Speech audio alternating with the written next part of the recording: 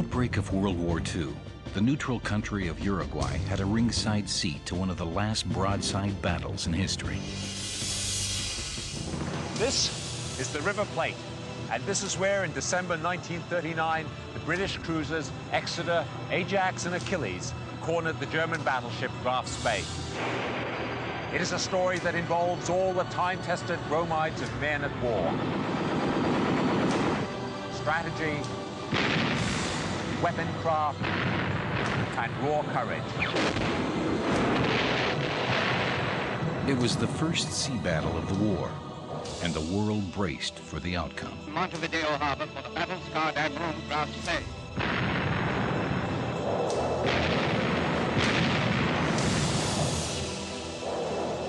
When the fight was over, one British cruiser was crippled, and the other two were licking their wounds.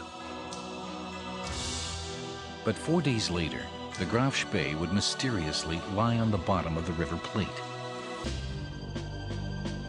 June 30th, 1934.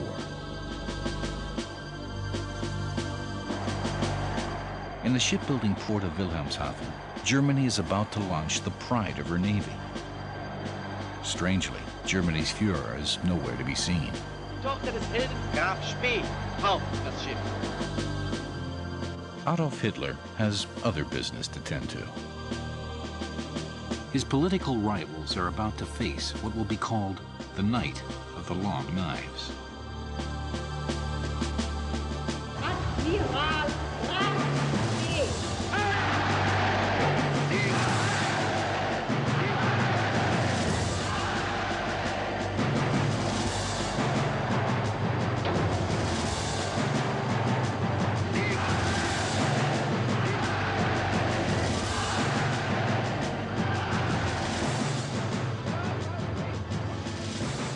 Through both of the day's events, Hitler is preparing to become dictator of Germany and master of Europe.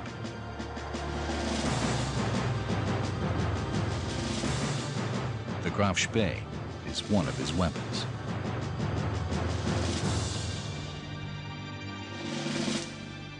After World War I, when the Allies met in Paris to write the Treaty of Versailles, they vowed Germany would never threaten Europe again, on land or sea. They forbade Germany to build any ship over 10,000 tons,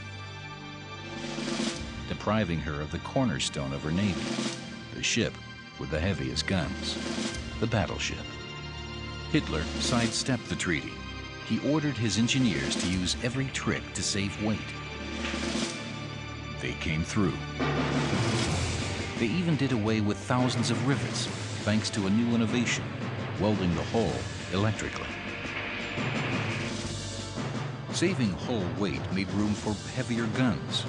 Carrying the biggest guns ever mounted on a ship her size, the Graf Spee was dubbed a pocket battleship. She was faster than anything more powerful, and more powerful than anything faster. In a word, she was unstoppable. For the world's island nations, seaborne imports are a lifeline.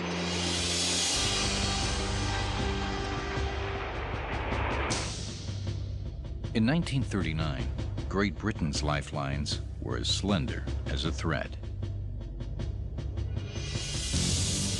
The Graf Spee was one of 3 commerce raiders built to cut that thread. On August 21st, 1939, the Graf Spee slid out of her berth at Wilhelmshaven and into the North Sea. She was about to embark on her first mission. The North Sea was patrolled by British warships, but the Graf Spee was armed with radar, an advantage they lacked.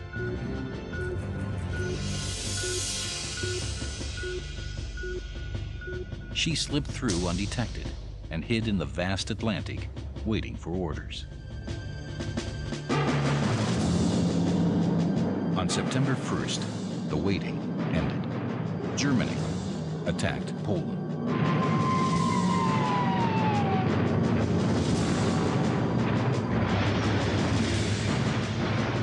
The Second World War had begun.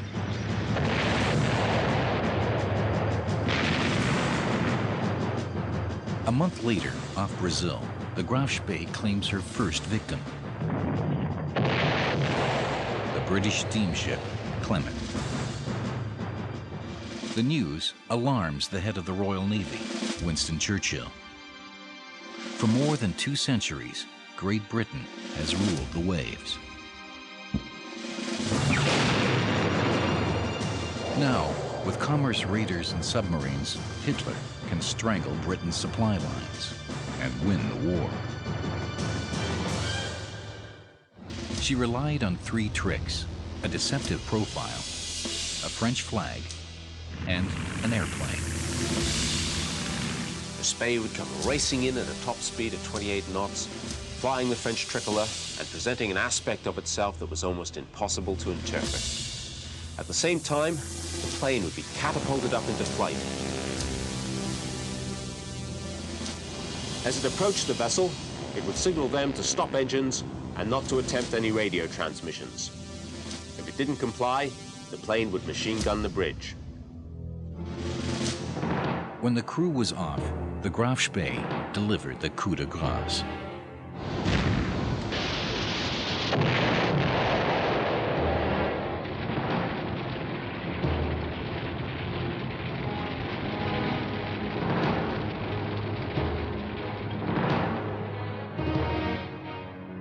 Once aboard the Graf Spee, merchant crews were well treated. Eventually, they were transferred to her supply ship. Before one freighter was sent to the bottom, its stock of rice and oil was rescued, so the Hindu crew could keep their own diet.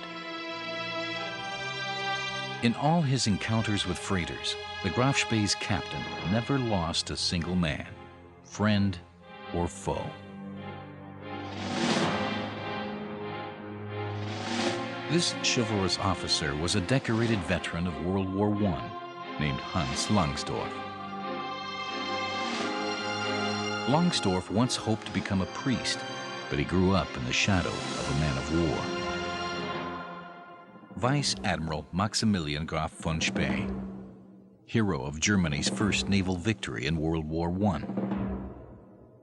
To an entire generation, von Spee embodied the Prussian military ideal, a warrior with a sense of honor. What Langsdorff would never forget was the nobility of his hero in defeat at the Battle of the Falklands. Von Spee went down with his ship. 2 decades later, the would-be priest became captain of a new warship, the Graf Spee. A month after World War II begins, the Graf Spee is still on the loose. October 5th, she sinks the Newton Beach. 2 days later, the Achilles. A few days later, the Huntsman. In late October, the Trevenian.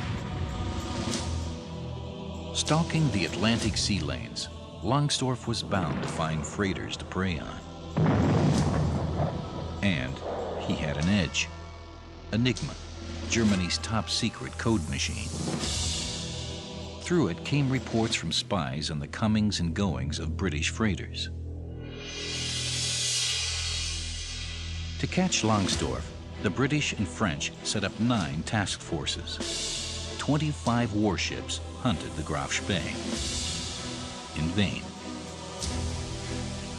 November 16th. The Graf Spee emerges in the Indian Ocean and sinks the Africa shell of Mozambique.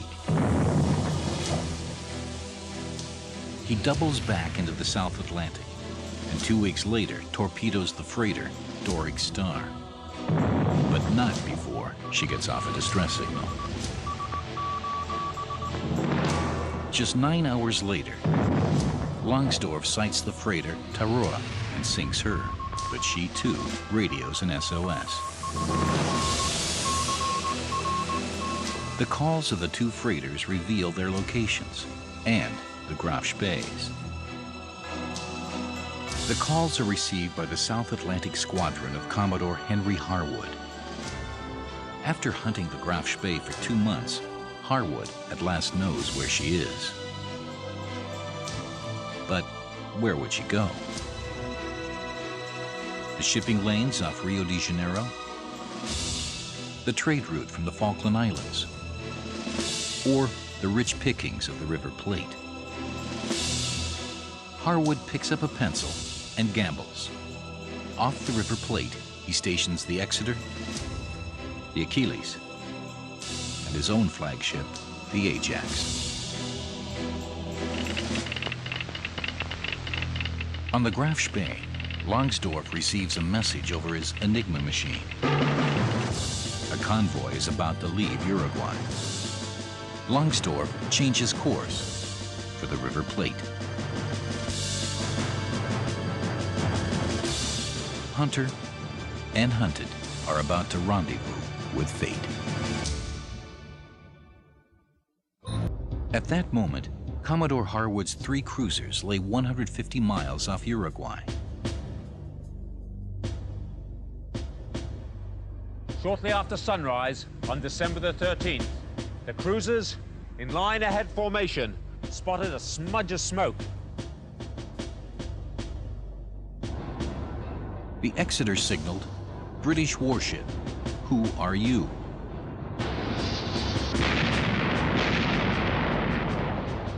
The Graf Spee sent her answer.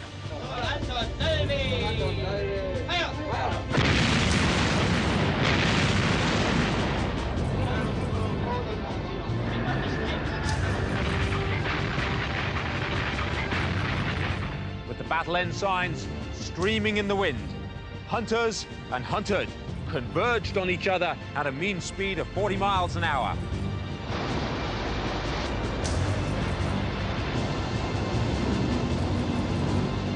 At 06:20 exactly, the guns thundered to life, and hundreds of pounds of steel-encased high explosive screamed through the air. The Battle of the River Plate had begun.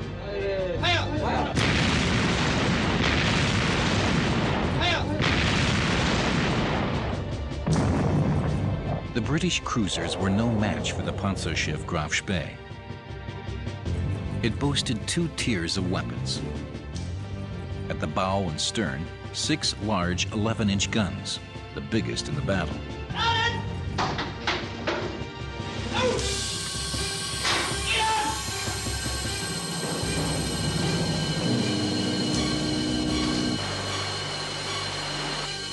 At midship, 8 rapid-firing 5.9-inch guns.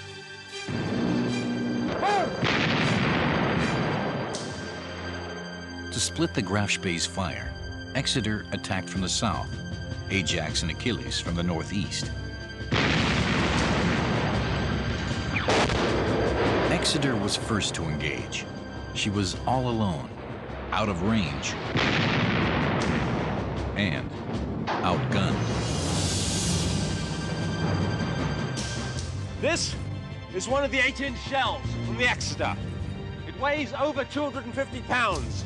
It's so heavy that I can barely lift it. It's steel-capped for flight and penetration, and originally it would have been charged with over 50 pounds of cordite explosive. The shells from the main artillery of the great Panzerschiff would have been double the size and almost triple the weight. One broadside from the Graf Spee's 11-inch guns let loose 2 tons of solid steel and high explosives, traveling at 2,000 miles an hour. Each shell was airborne for almost a minute, so the trick was estimating where a moving target would be when the shell landed. The solution was the optical rangefinder. It measured the target's distance, direction, and speed, then fed the data into a mechanical calculator. The calculator figured where the target would be in the next minute, and the guns were fired at that spot. In minutes, the Exeter's communications were knocked out. A gun turret was shattered. Gaping holes opened in her deck and hull, and 66 men lay dead.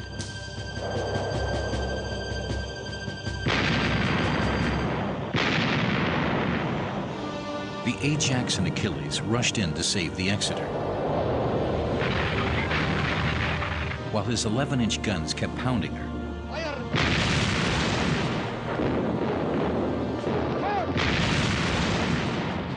Langsdorff turned his 5.9s on the newcomers.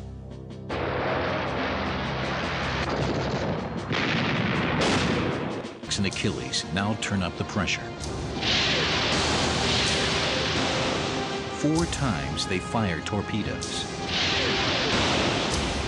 4 times the Graf Spee dodges them. Now Langsdorff trains his guns on the Ajax and Achilles.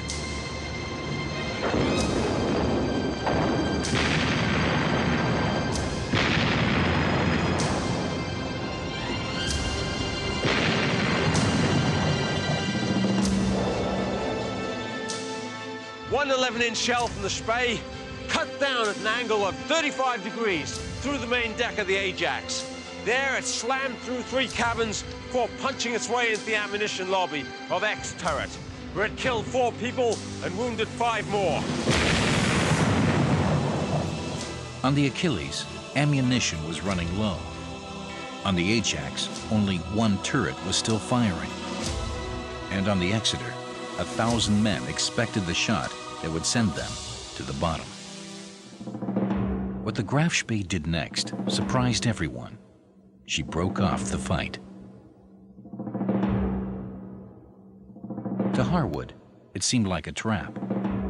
As the Exeter limped toward the Falklands, he cautiously led the Ajax and Achilles after the Graf Spee.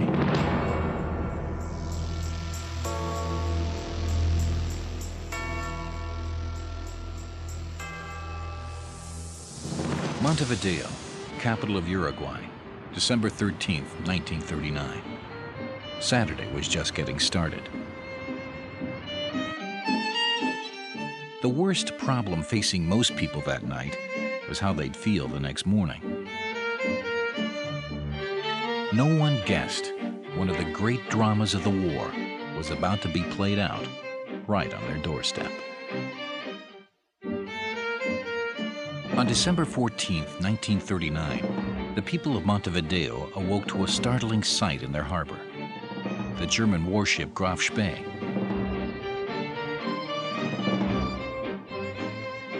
Farther out, 2 British warships faced the double challenge of bottling up a superior foe in the world's largest estuary. With the Exeter limping for the Falkland Islands, only the Ajax and Achilles were left. But they were each alone, patrolling separate channels of the 120-mile estuary. They'd seen what had happened to the Exeter, and they knew that in any one-to-one confrontation, that both they and their ships would be ripped apart by the vastly superior firepower of the Germans. Both ships were low on fuel and short of ammunition. The men were unslept and on their nerves. The Graf Spee was right here in Montevideo Harbor. British hopes rested not on warships, but a diplomat. Eugene Millington Drake, Britain's ambassador to Uruguay. He was descended from one of the greatest sailors of all time, Sir Francis Drake. Now, he masterminded a plan worthy of his brilliant ancestor. Under international law, if a freighter left a neutral harbor, a belligerent warship couldn't follow for 24 hours. By releasing a British freighter every 24 hours, Millington Drake could delay the Graf Spee's departure until reinforcements arrived, or he ran out of freighters. But time was his enemy.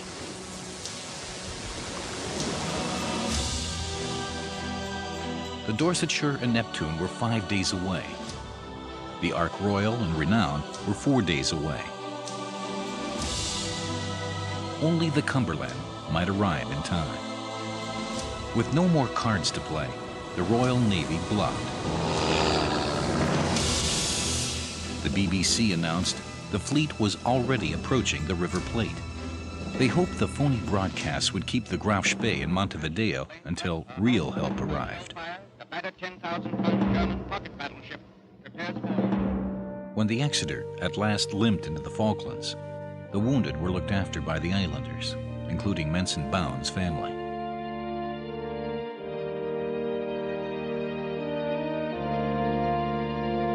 The British sailors who perished in the Battle of the River Plate are honored in this church, the same church Menson attended as a schoolboy in Montevideo.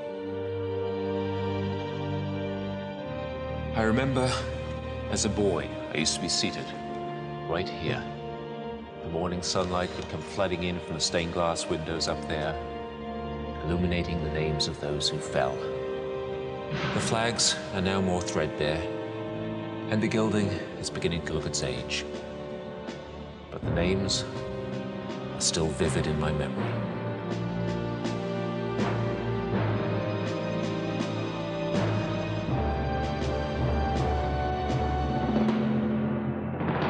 On the morning of December 15th, Langsdorff had his own dead to bury.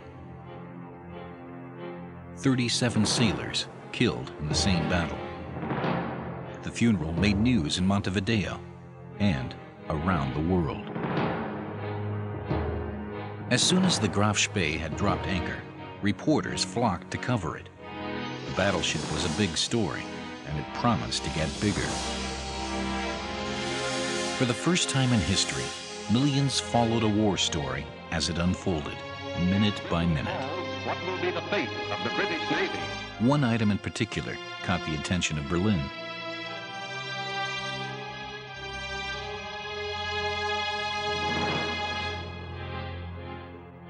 At the funeral, every German gave the Nazi Heil Hitler, except Langsdorff.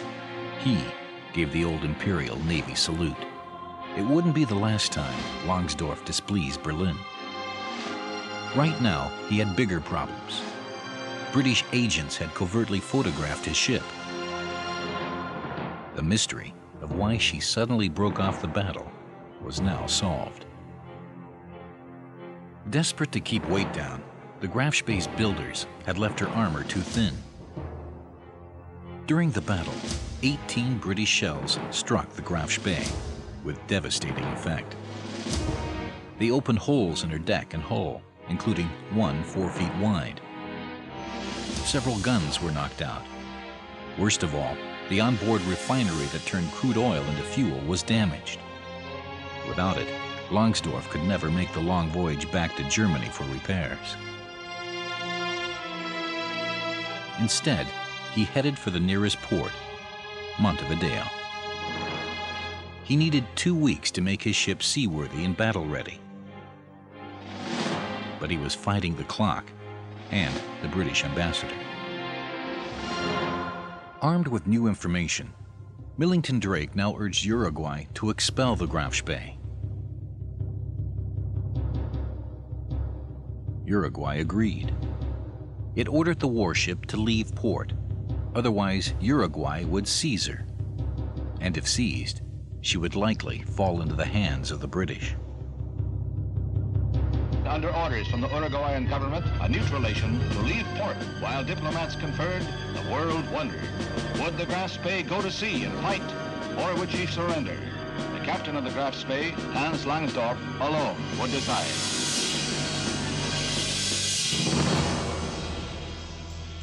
On December 17th, with the ultimatum hanging over him, Langsdorff made up his mind.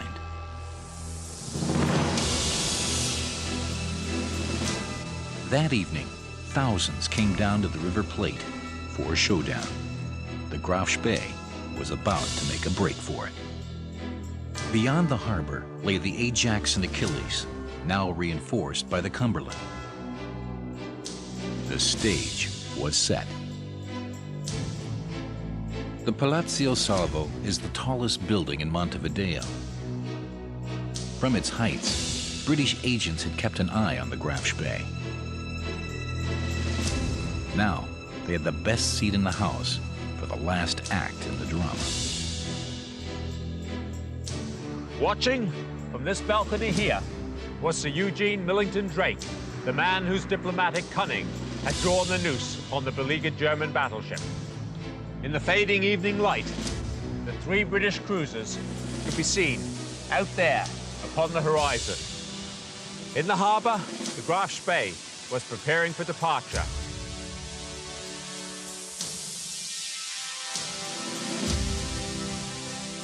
At 6:15, 750,000 people watched the Graf Spee leave. Around the world, millions more waited for the sound of her guns. They would never hear them.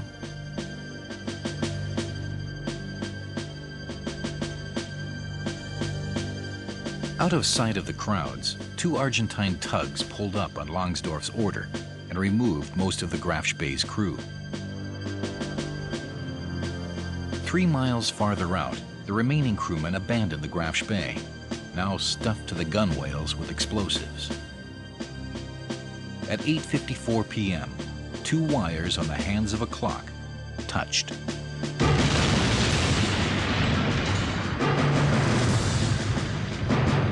Suicide ship, blown up by her own captain, surrenders to the sea. Ablaze from bow to stern, the Admiral Graf Spee is Scuttling.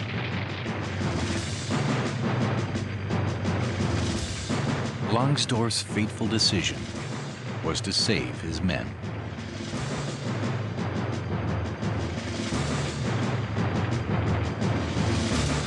The next day, Longsdorff's crew reached Buenos Aires. For scuttling his ship without a fight, Longsdorff was called a coward by the Argentine press. In fact, he intended to go down with his ship, but his officers begged him not to, for the sake of his men.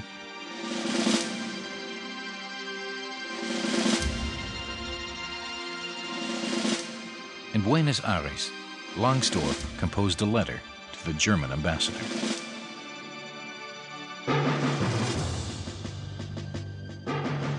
Your Excellency, after a long struggle, I reached the grave decision to scuttle pocket battleship Graf Spee in order to prevent her from falling into enemy hands.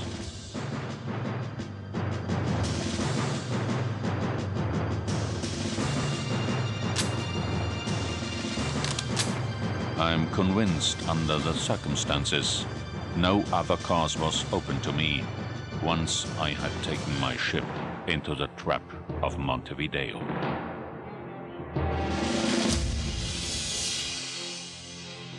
For with the ammunition remaining, any attempt to fight my way back to open and deep water was bound to fail.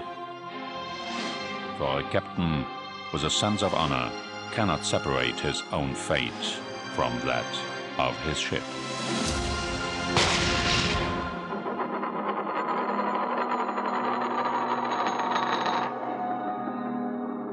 Germany announced Longsdorff had gone down with his ship and fulfilled the expectations of his Führer. Privately, his Führer said he should have sunk the Exeter.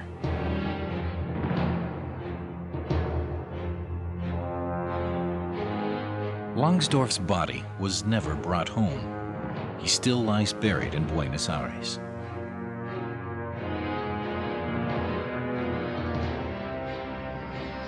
From the invasion of Poland to here, it all happened in 110 days.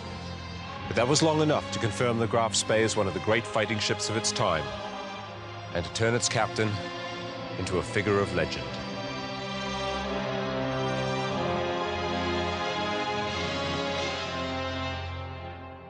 The Exeter was patched up and brought home on Churchill's orders.